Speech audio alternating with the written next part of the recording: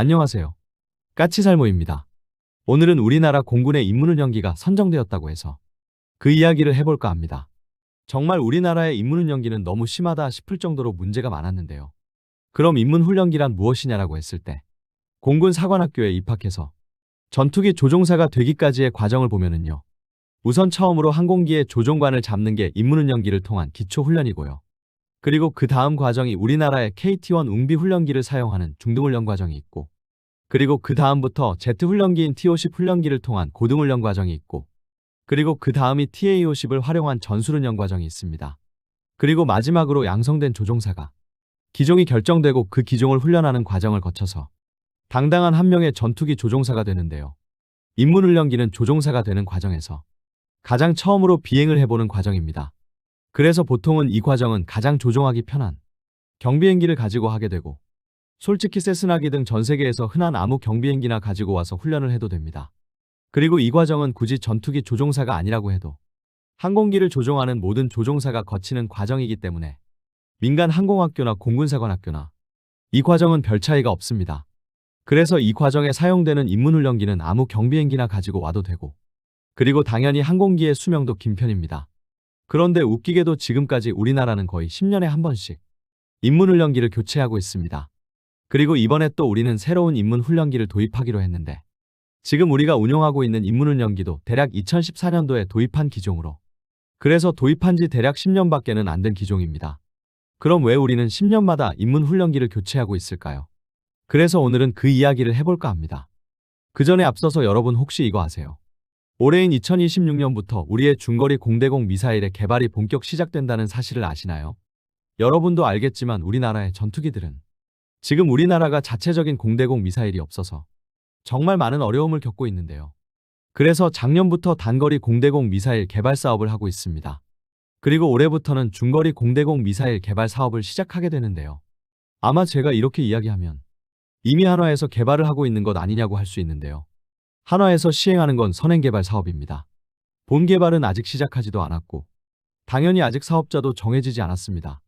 여러분도 알겠지만 단거리 공대공 미사일은 LIG에서 담당을 하고 있고, 그래서 장거리 미사일의 선행 개발은 단거리 공대공 미사일 사업을 LIG가 가지고 갔기 때문에 특정 업체가 특정 분야를 독점하는 걸 방지하기 위해서 선행 개발은 우선 한화에게 주어진 거지만 아직은 본 개발 사업자가 정해진 건 아닙니다.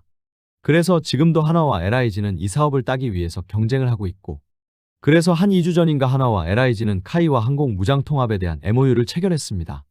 이번 MOU 체결은 사우디에서 열린 방산 전시회에서 이루어졌고요. 한마디로 말해서 무장을 개발하고 체계 통합, 그리고 공동 마케팅을 추진한다는 건데요. 여러분도 알겠지만 우리의 KF-21은 카이에서 개발을 했고, 특히 레이더 유도 방식의 장거리 공대공 미사일은 전투기와의 연동이 필수적인 미사일입니다. 얼마 전에 제가 FA-50의 유럽의 미티어 미사일과 프랑스의 미카 미사일을 탑재하려고 한다는 이야기를 하니까 어떤 분이 이 기회에 일본의 AAM4 미사일을 우리 FA-50에 탑재하자는 이야기를 했는데요. 솔직히 그게 얼마나 미친 이야기인지는 두말할 필요도 없는 사실입니다. 이번에 또 일본의 외무장관이 독도를 일본 땅이라고 주장을 했고, 그래서 우리는 일본 대사를 초치했는데요. 일본과 우리는 독도라는 섬을 두고 영토 분쟁을 하는 나라입니다. 그래서 전면전까지는 가지 않겠지만 언제든지 일본과 우리는 국지전의 가능성을 항상 가지고 있는 나라입니다. 그런데 우리나라의 전투기에 일본의 미사일, 그것도 레이더 유도 방식의 중장거리 미사일을 통합을 한다. 이건 우리나라 전투기의 특성을 일본에게 완전히 전부 다 알려주라는 이야기이고, 결론은 그 뜻은 우리나라의 전투기는 일본과의 공중전에 사용을 하지 못한다는 뜻입니다.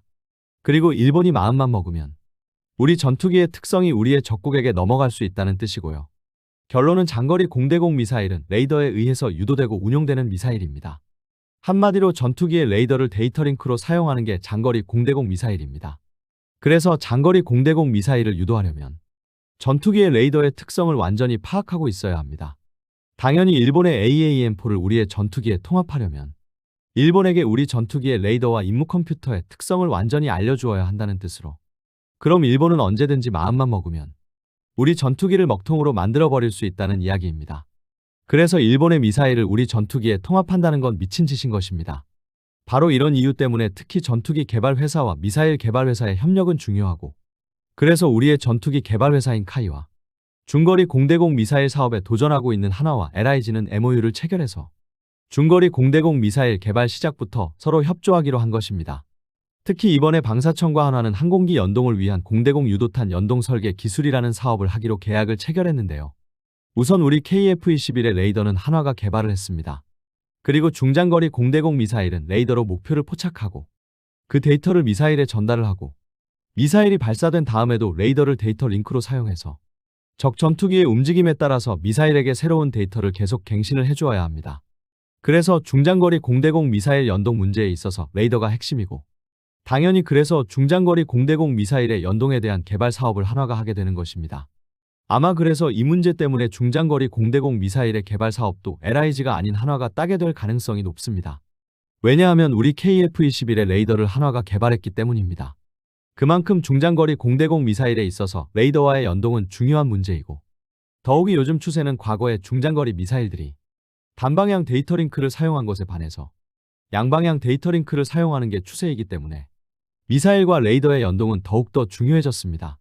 특히 미국의 공대공 미사일인 AIM-120 밤람 미사일 같은 경우를 보면 수출형인 CH형과 그리고 미국 공군용인 D3형의 가장 큰 차이가 바로 이 데이터 링크입니다.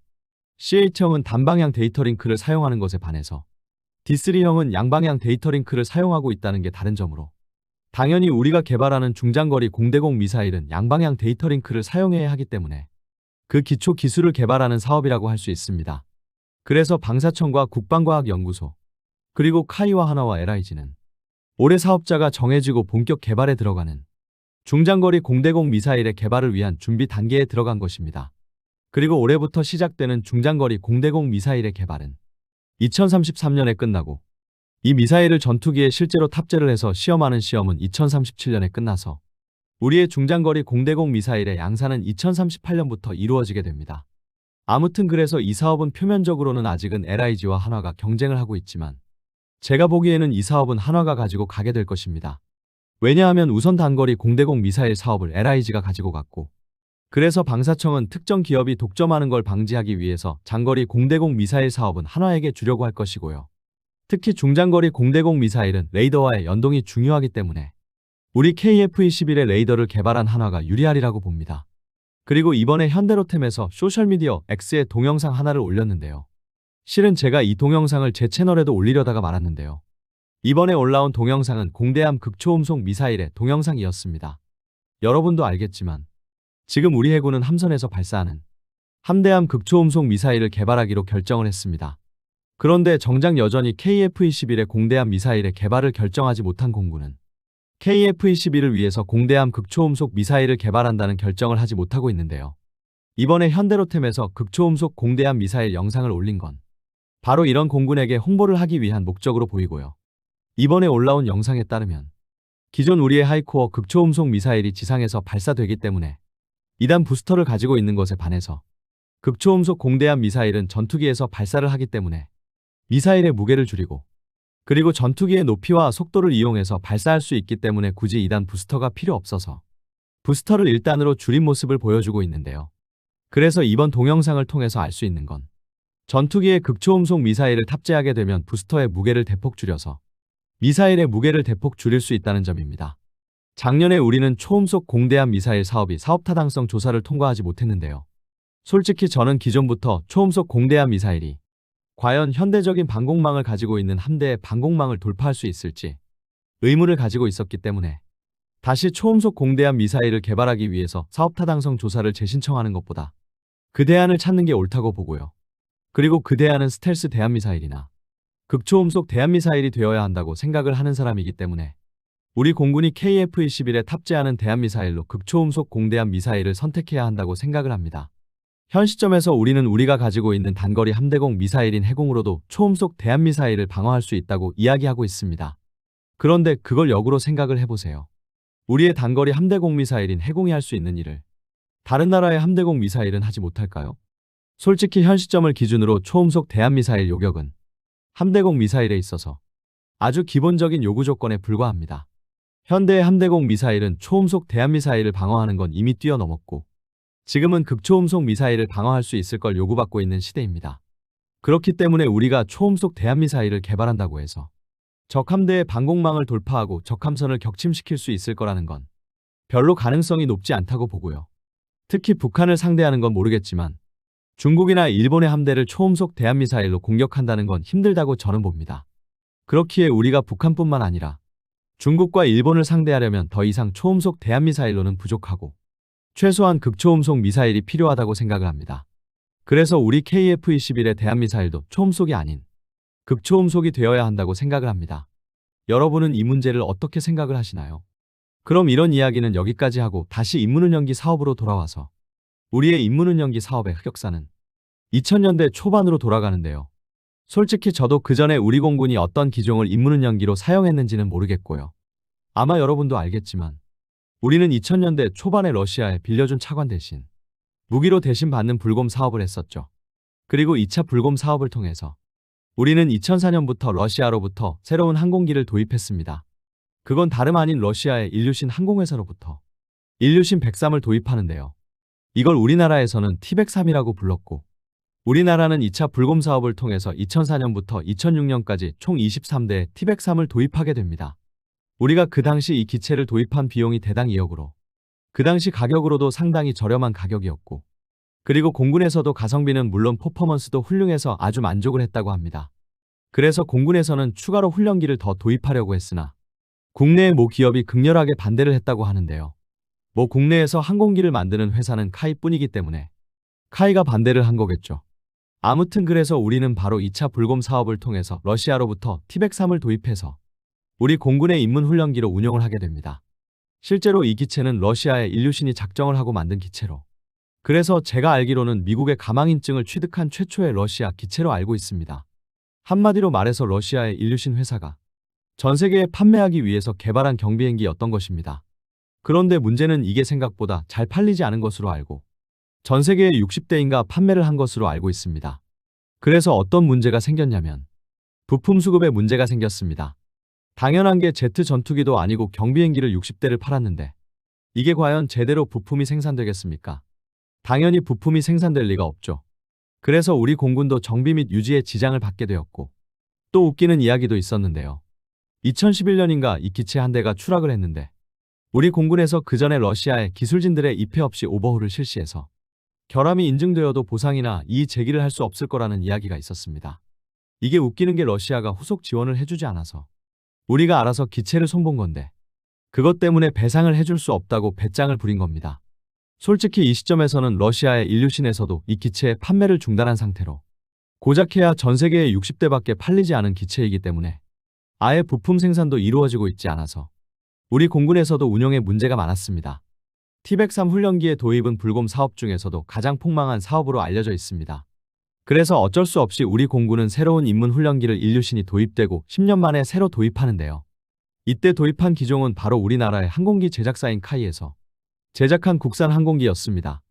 이름은 KC-100이라는 기종으로 이 기종은 2014년에 도입이 결정되어서 2015년부터 도입을 하게 되는데요. 공군에서는 이걸 KT-100이라고 불렀으며 총 23대의 기체를 도입하게 됩니다. 그럼 드디어 국산을 구매했으니까 잘 된 것 아니냐라고 할 수 있는데요. 제가 누차 이야기하지만 이건 조종사가 최초로 항공기를 조종하는 인문훈련기이고 그래서 경비행기를 도입하는 게 일반적이고 당연히 KC-100도 경비행기이고 카이에서도 이 기체를 우리 공군에게만 판매하기 위해서 개발한 건 아니고 민간 시장의 경비행기로 판매하기 위해서 개발을 한 것입니다. 솔직히 이 기체가 개발된 건 카이가 최초로 미국의 가망인증을 받기 위해서인데요. 한마디로 이런 정도의 경비행기를 개발하는 건 어려운 게 아니나 이런 경비행기를 개발해서 미국의 가망인증을 받는 게 처음이었고 결론은 이 기체는 항공기를 개발하는 것보다도 가망인증을 받는 과정이 더 중요했던 기체입니다. 그런데 웃기는 건 결론은 카이가 이걸 개발하고 미국의 가망인증까지 받은 건 민간 시장에서 이 기체를 팔기 위해서인데 거의 한 대도 판매를 못했습니다. 한마디로 말해서 정말 우리 공군만 운용을 한 것입니다. 그러니 당연히 이 기체가 제대로 유지될 리가 없었겠죠. 당연히 우리 공군만 운용하는 기체이니 제대로 부품이 생산될 리도 없고 가동률이 높을 리도 없었습니다. 더욱이 여기에 더해서 이 기체는 각종 결함이 있었고 그래서 한때 가동률이 20% 정도에 그치기도 했습니다. 그럼 이 기체는 왜 이 정도로 안 팔렸느냐라고 물으신다면 조종관이 일반적인 경비행기와 달리 사이드 스틱이라던가 항공기 관제 시스템이 너무 구식이라는 것도 있었고요. 결론은 가격이 너무 지나치게 비쌌습니다. 우리 공군이 이 기체를 구매한 가격이 대당 10억이었는데 중고 세스나기가 대당 6억으로 전 세계 최고의 베스트셀러 경비행기보다 비싸고 조종하기도 불편한 기체를 누가 사겠습니까? 그래서 각종 결함과 그리고 부품 수급 문제를 겪던 우리 공군은 또다시 이 기체를 10년만 운용하고 새로운 입문훈련기를 찾게 됩니다. 그래서 우리는 두 번에 거쳐서 입문훈련기를 10년에 한 번씩 교체하는 총극을 벌리게 되는데요. 이번에는 불곰 사업 같은 국가 대 국가의 사업도 아니고 그리고 어거지로 국산을 구매하는 것도 아닌 외국의 일반적인 경비행기를 경쟁 입찰을 통해서 도입하게 됩니다. 그래서 이 사업의 최종 후보는 체코의 BRM 에어로라는 회사의 브리스텔 항공기와 그리고 독일 지아롭이라는 회사의 G115이라는 기종이 경쟁을 했는데요. 원래 공군에서는 이번에는 세스나기 등 정말 최대한 흔한 그러니까 전 세계에 많이 팔린 기종을 선정하려고 했으나 들리는 이야기에 따르면 이 두 기종이 최종 후보에 오른 건 바로 연료 때문이라고 합니다. 원래 공군이 도입하기를 원했던 세스나기는 항공 휘발유를 연료로 쓰는데요. 만일 공군이 세스나기를 도입하면 공군 내에서 항공 휘발유를 쓰는 건 세스나기 뿐이기 때문에 연료 보급에 문제가 있다는 겁니다. 그래서 공군에서 가장 흔하게 쓰는 제트유를 연료로 사용하는 기체를 찾다 보니 이 두 가지 기종으로 후보가 좁아졌다고 해요. 그래서 이번에 최종적으로 우리는 체코의 BRM 에어로사의 브리스텔 항공기를 우리의 입문훈련기로 선택을 했다고 합니다. 제가 이걸 2월 20일에 기사를 확인하고 자료를 찾다 보니 이미 주한 체코 대사관에서는 2월 6일 날 체코의 브리스텔이 우리의 입문훈련기로 선정되었다는 보도자료를 내고 있더군요. 그럼 우리 공군은 왜 이 기종을 선택했느냐라고 했을 때 BRM 에어로스페이스사에서는 이 기종을 앞으로도 오랫동안 단종시키지 않고 부품 생산도 오랫동안 하겠다고 약속을 해서라고 합니다. 앞에서도 보셨겠지만 우리 공군은 지금 두 번이나 수십 년은 운용할 수 있는 입문훈련기를 10년마다 교체를 하고 있습니다. 그러니 이번에는 공군도 작정을 하고 앞으로 지속적으로 오랫동안 운용할 수 있는 기종을 선택을 한 것입니다. 한마디로 말해서 공군도 질려버린 것입니다. 결론은 입문훈련기라는 건 아무 경비행기나 가지고 와서 훈련해도 되는 건데 그걸 10년 단위로 계속 바꾸고 있으니 공군 입장도 납득이 가는 겁니다. 그래서 우리는 이 기체를 총 사업비 421억을 들여서 총 20대를 도입한다고 하고요. 사업기간은 올해인 2026년부터 2028년까지입니다. 그럼 고작해야 대당 10억 정도 하는 경비행기를 20대를 도입하는데 왜 400억이 넘는 비용이 들어가냐 할 수 있는데요. 계약 내용을 보니까 조정 절차 훈련기, 그러니까 지상에서 조종 절차를 숙달시킬 수 있는 모의 훈련기와 그리고 예비 부품과 지원 장비 그리고 기술 문서 등이 포함이라고 하고요. 한마디로 두 번에 거쳐서 공군은 정비 유지에 고생을 해서 작정을 하고 정비 유지에 사용할 예비 부품이나 장비 등을 충분히 확보해 놓으려 하는 것 같습니다. 그리고 이미 국내의 민간 항공학교 중에서 이 기체를 운영하는 곳도 있습니다.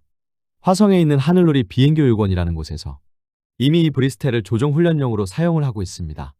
우리의 지금까지의 입문훈련기 도입 과정은 성공적이었다는 불곰 사업에도 실패가 있었다는 걸 보여주는 대표적인 예 중의 하나이고 그리고 무조건 모든 걸 국산으로 개발하자는 주장이 얼마나 말도 안 되는 헛소리인지를 증명한 사례라고 할 수 있습니다.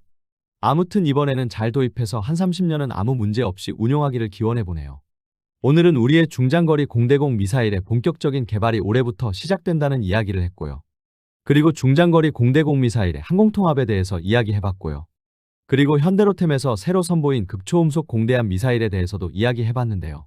특히 현대로템이 극초음속 공대함 미사일 영상을 소셜미디어 X에 올렸는데 원래는 제가 그 영상을 제 채널에도 업로드하려다가 말았습니다. 그래서 그 영상을 올릴지 말지를 게시판에서 여러분에게 물어보기도 했는데 결론은 포기를 했는데요. 저도 저작권 문제로 많이 고생을 했기 때문에 무서워서 올리지를 못했네요. 그러니 그 점은 너그러이 용서해 주시길 바랍니다. 이상 영상 봐주셔서 감사합니다.